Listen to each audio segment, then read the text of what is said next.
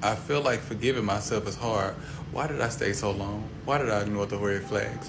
Why couldn't I see how toxic he was? Cold game is about to come, and it's coming from the heart. So why did you stay so long? It's easiest to leave a person when they first do you wrong. Every time you take somebody back that did you wrong and you know it's a violation to yourself, you're falling out of love with them, but you're developing a deeper attachment with them. You're attaching yourself to toxicity. Anything you love for real, you can set free. Anything you attach to, you can't seem to let it go because you're attached to it. It's you now. Every time you gave this person a second chance, you violated yourself. That means you're losing less and less self-love. That means you're falling out of love with yourself and falling in love with somebody else. And it wasn't really you were falling in love, you was falling in attachment. You stayed around hoping he was gonna change. He even acknowledged his wrongdoing sometimes, but you assume just because he acknowledged that he was gonna do something about it. Why did you ignore the red flag? Same reason why people have pains in their body but don't go to the hospital. Some are a weird, sick way. They think the pain is just gonna go away. But the longer you let that go alone, the least chance you're gonna do something about the diagnosis, especially if you got some terminal inside of you. Best chance to do something about a sickness is if you catch it early. You assumed he had a heart.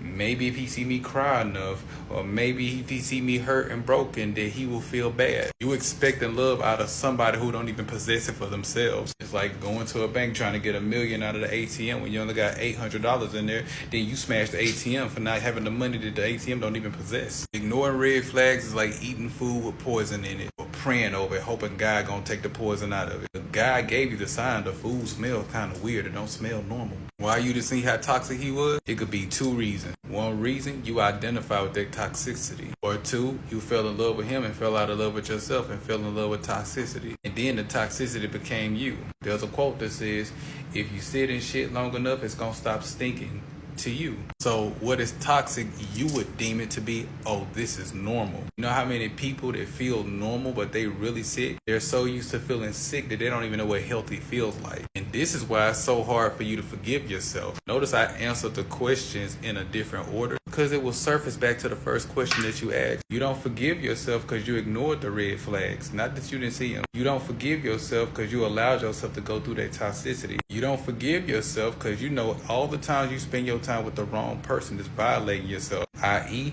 you're settling. Anybody that don't identify with you, anybody that's not with your program, anybody who neglects you, you're settling for them because there's somebody out there that will treat you much better. Hey, look, an angel number.